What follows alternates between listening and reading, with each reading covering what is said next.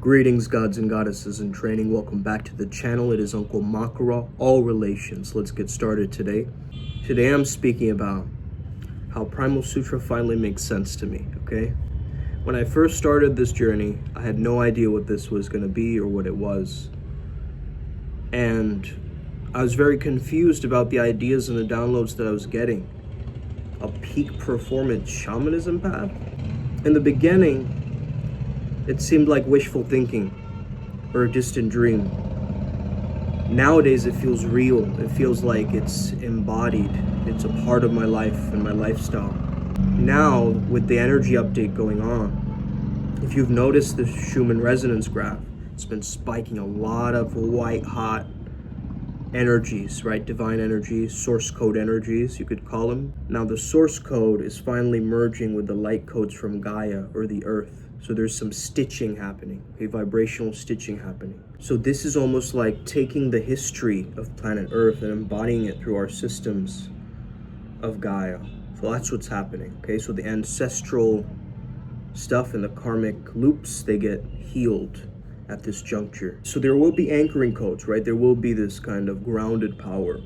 But you gotta be in complete unification with all the codes, okay? This is where the problems start, when we resist what's happening to the planet or what's happening through the source energy streaming in. So apparently there's some kind of like a massive coronal hole facing Earth. And they're talking about like solar winds picking up like crazy. If you've been getting like migraines, sleepiness, brain fog, this is probably why. And us empaths, we just feel it differently than others, okay?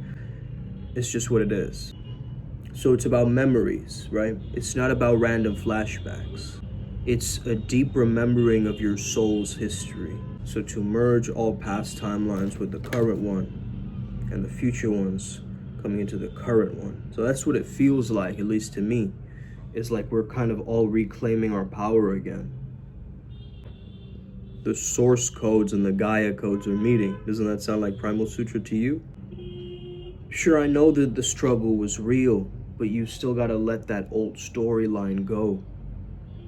Okay? The new one is trying to come in right now. The new story is trying to come in and stream in right now. Don't give up. Don't go with the old storyline. Let it spin something new. Let it make you evolve. Because this could be your mythos, your lore, your legend that you leave behind, your legacy. So ground yourself, drink that water. Okay, drink that water. It's good for brain hydration. Thank you, Jim Quick. So yeah, your mama Gaia, okay, is calling you home. Can you hear it? The calling of the earth for unity again. I think these seismic shifts are gonna slowly dissolve our separateness. It's a complete illusion of separateness. Source, Gaia, me, we're all moving in this cosmic fabric together, right? So are you. You are the midpoint between heaven and earth. Your third eye's got the downloads, but it's up to you to ride those waves too, right? It's one thing to just imagine. It's another thing to amplify your solar plexus with your ajna. Now you're going boom into it. That's manifestation power. So the reason why I'm saying that Primal Sutra is making sense to me is because I've really embodied and understood the idea of Jeet Kune Do through spirituality. Like, I've studied from various sources, mentors, books, podcasts, you know? And I've still come to my own conclusions about certain things. And I think that originality, it doesn't come from me even. It's an invisible creativity, a spontaneity that I can tap into, chime into. It's the freestyle shaman energy that allows me to move and weave and adapt every single millisecond, just digesting food. Too many people, I think, treat their past like it's some scared little fragile thing. It needs to be sacred, it needs to be coddled, it needs to be kept safe like some ugly looking, porcelain doll that hasn't been touched in years. But we don't play like that, man. Here's the truth. Your past self was just doing what it could with the information that it had. But I'm guessing the information changed for you. You are not in your same environment, okay? Maybe you're still in your childhood home, who knows? But guess what? All around you, all you perceived was doubt. Teachers doubting you, parents doubting you, friends doubting you. But here's the thing, the moment you recognize that this is some kind of a game, that's when you take the power back, because now you have the joystick, you have the controller. You become a participant, a player in the game, instead of just a watcher. So the thing is, you've got to make peace with who you were, okay? Because you are not that anymore. Respect what you have here, but don't cling to what you had then. A lot of people, man, in this day and age, they romanticize the past. They romanticize the past self. Don't romanticize, but don't demonize either. The past is just another phase of your evolution. Caterpillar is cool, I guess, but the butterfly is way too late. Why do you have to keep crawling when now you have wings? You get what I mean? All those stories you keep dragging on about how difficult it was, how everyone did you dirty, man, you gotta pimp slap that shit. The power of clarity. You've made it. You're here now. You got bigger things to conquer. Your story has got to evolve at some point, but you keep being the one who's holding it back. Cut the cords, rewrite the damn script. You're allowed to keep it fresh and novel. You gotta ground yourself in who you're becoming, not in who you were. And it's great what you did in the past, okay? But don't romanticize it and demonize it. Don't put it up on a pedestal and put it so low, underground. The pain, the struggle, the cringeworthy moments. These are moments that made your adventure lit. Legends don't get weighed down by what happened to them.